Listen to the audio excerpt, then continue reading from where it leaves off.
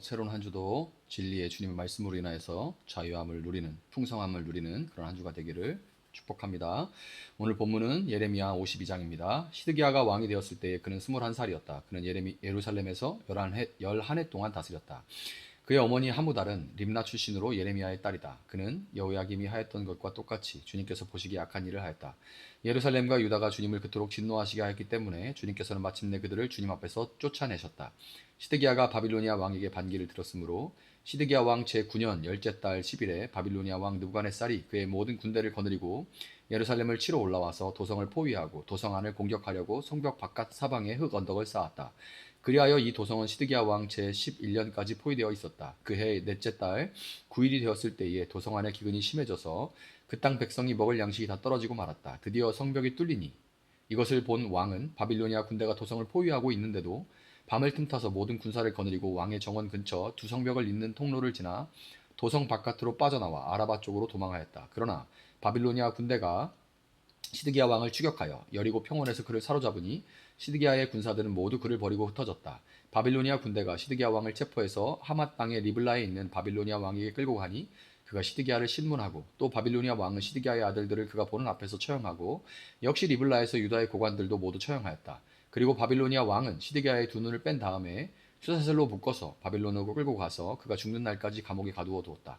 바빌로니아 왕 느부갓네살 제19년 다섯째 달 10일에 바빌로니아 왕의 부하인 근위 대장 느부사라단이 예루살렘으로 왔다.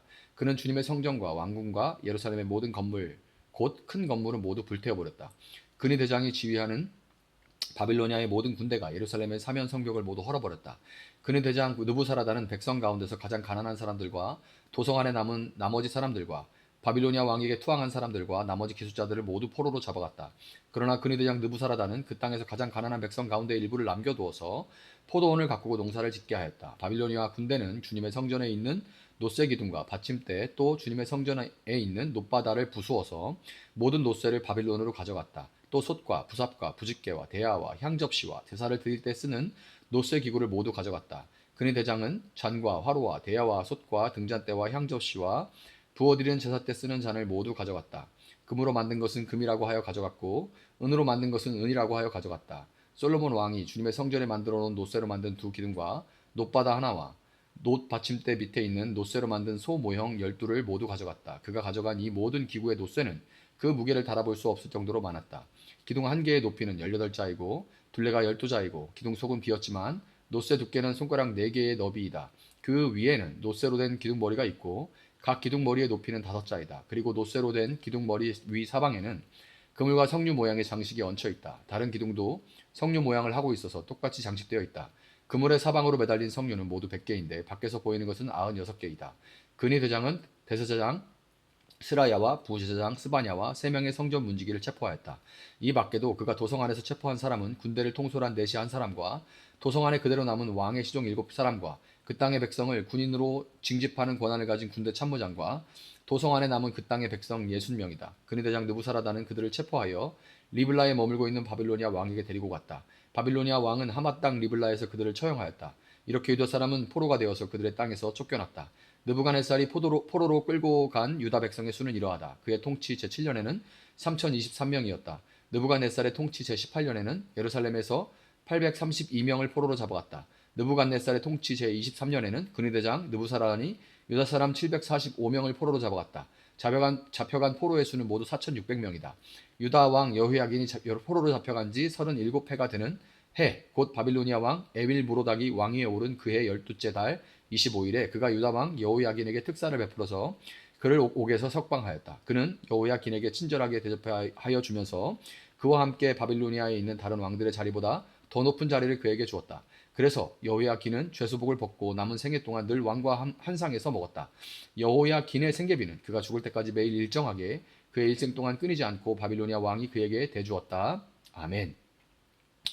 자, 오늘 우리가 대하는 이 예레미야 52장은 예레미야서라는 이 거대한 예언서 전체에 막을 내리는 역사적인 부록이자 결론입니다. 내용은 다 이미 끝났고 이제 막을 내리면서 책도 보면 부록이 있죠.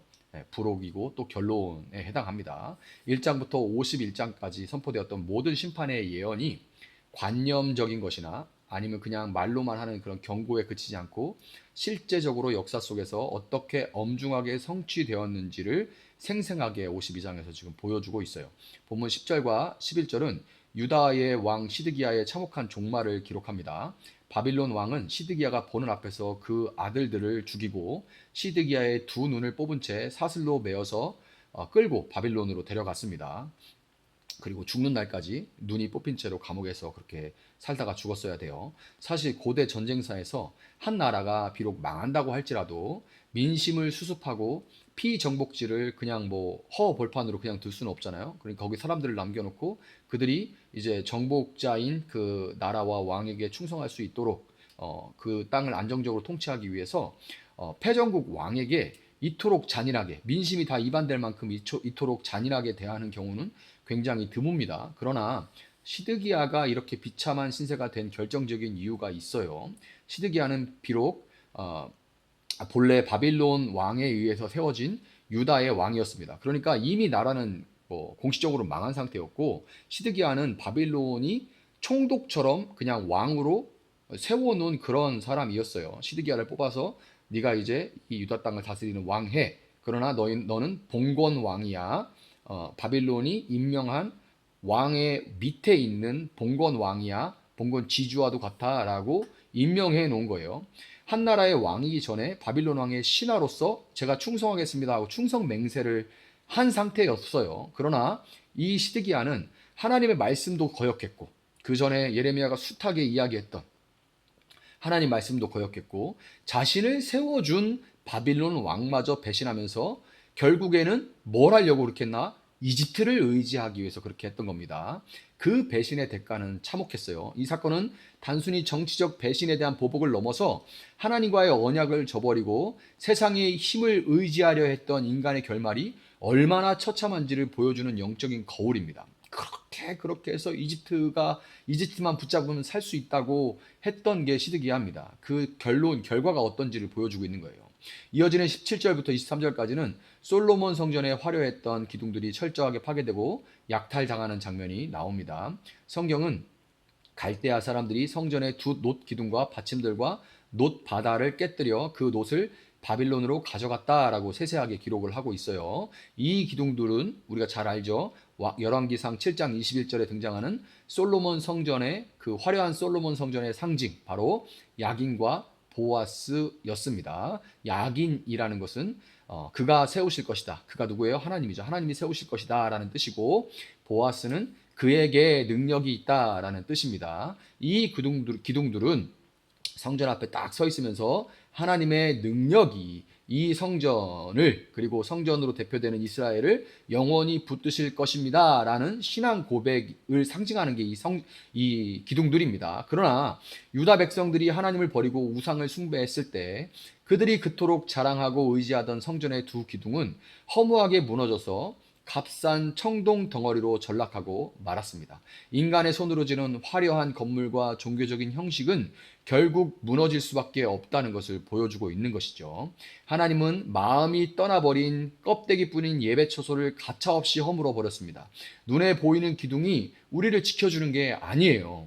우리는 외형적인 신앙의 모양새를 자랑할 게 아니라 우리 마음의 성전을 날마다 가꾸고 신앙 고백의 기둥을 든든하게 세워가야 하는 것입니다. 여기서 우리는 이 예언자적인 사역의 완성이자 참된 성전으로 오신 예수 그리스도를 발견할 수 있습니다. 세상은 눈에 보이는 견고한 이 청동 기둥이 영원할 것이라 믿었지만 예수님은 이 성전을 헐어라 내가 사흘 동안에 일으키리라 라고 말씀하셨습니다. 유다 백성들이 언약을 깨뜨림으로써 솔로몬의 성전 기둥이 산산조각 났듯이 예수님은 우리가 깨뜨린 이 언약의 죄짐을 다 짊어지시고 십자가에서 그 몸이 깨져서 찢기고 깨져서 부서지셨습니다. 세상의 모든 정죄와 심판을 예수님이 온몸으로 받아내신 거죠. 그러나 부서진 놋 기둥은 다시 세워지지 못했지만 부활하신 예수 그리스도는 결코 무너지지 않는 영원한 성전의 모퉁이 돌이 되셨습니다. 주님은 이제 우리 안에 성령으로 거하시면서 진짜 야긴과 보아스가 되어서 우리 인생을 친히 세우시고 능력을 부어 주십니다. 본문의 마지막인 31절부터 34절은 반전의 이야기로 예레미야서를 마무리하고 있습니다. 바벨론의 포로로 잡혀간 여호야긴 왕이 투옥된 지 37년 만에 바빌론의 에윌 무로닥 왕이 즉위하면서 이 여호야킨의 머리를 들어주고 감옥에서 그를 풀어줬습니다. 바빌론 왕은 여호야긴에게 친절하게 대하며 그의 자리를 바빌론에 함께 잡혀온 다른 왕들의 자리보다 높여 주었어요. 그리고 죄수의 옷을 벗기고 평생 동안 왕의 앞에서 양식을 먹게 했으며 필요한 쓸 것을 날마다 죽는 날까지 끊어지지 않도록 공급해 줬습니다. 역사의 주관자이신 하나님의 도구로서 바빌론 왕이 여호야긴을 존귀하게 대했던 것처럼 하나님께서는 이스라엘을 반드시 회복하실 것이라는 이 소망의 메시지를 이 마지막 장면에 심어 놓으신 것입니다. 성전 기둥은 무너졌으나 다윗 왕조를 향한 하나님의 언약의 등불은 여전히 꺼지지 않았습니다. 우리의 삶도 때로는 시드기야처럼 영적인 눈이 가려진 채 절망의 감옥에 갇힌 것 같고 내 인생의 자랑이었던 기둥들이 다 무너져 내린 잿더미 같을 때가 있습니다. 그러나 눈에 보이는 모든 요새가 무너진 바로 그 자리가 하나님의 일하심이 시작되는 자리라는 것을 여러분 기억하시기를 바랍니다. 능력의 하나님께서 오늘도 성령을 통해서 우리 안에 참된 성전을 세우시고 친히 세워가실 줄을 믿습니다. 내 힘과 지혜라는 부서질 기둥을 의지하지 마시고 오직 우리를 위해 부활하셔서 영원한 산 소망이 되신 예수 그리스도만을 바라볼 수 있기를 바랍니다. 오늘 하루에 우리 마음속에 숨어있는 시드기야와 같은 영적인 배신과 모압과 같은 교만, 이런 이방 나라들과 같은 그런 교만과 폐악질을 십자가 앞에 다 내려놓기를 바랍니다. 외형적인 신앙의 껍데기를 의지하는 마음을 회개하고 내 마음의 성전을 말씀과 기도로 거룩하게 가꾸어 나갈 수 있기를 바랍니다. 여호야긴의 죄수복을 벗기시고 왕의 식탁으로 인도하신 하나님의 신실하신 은혜가 오늘을 살아가는 저와 여러분의 삶에도 동일하게 역사하시기를 예수님의 이름으로 축복합니다. 잠시 기도하겠습니다. 사랑하시는 주님, 이렇게 예레미야서를 마칩니다. 그냥 한 책을 나누고 묵상하는 정도로 그치는 것이 아니라 예레미야 예언자의 그 심령, 그 심정, 하나님 앞에 섰던 그 모습들이 우리 마음 가운데 절절하게 남아있게 하시고 이 폐역하고 악한 세대를 바라보는 우리의 시선이 변하게 하시고 우리의 기도가 달라질 수 있게 주님 도와주시고 또 주님 앞에 여전히 소망 되시는 주님 앞에 우리가 무너지지 않으며 이 낙심 가운데도 소망 가운데 인내하며 끊임없이 기도하고 우리 마음의 성전을 온전히 세워가며 주님 열방을 위해서 가족을 위해서 우리의 밟고 나가는 터전들을 위해서 중보하는 저희들 될 수 있도록 도와주시기를 원합니다. 한 주간 살아갈 때 말씀이 기억나게 하시고 말씀을 붙들고 살아가게 하시고 말씀의 모든 일들이 그 약속들이 주님의 뜻 안에서 선하게 성취되어져 갈 수 있도록 도와주시옵소서. 감사하며 예수님의 이름으로 기도합니다. 아멘. 오늘 주신 말씀 붙들고 계속해서 기도합니다.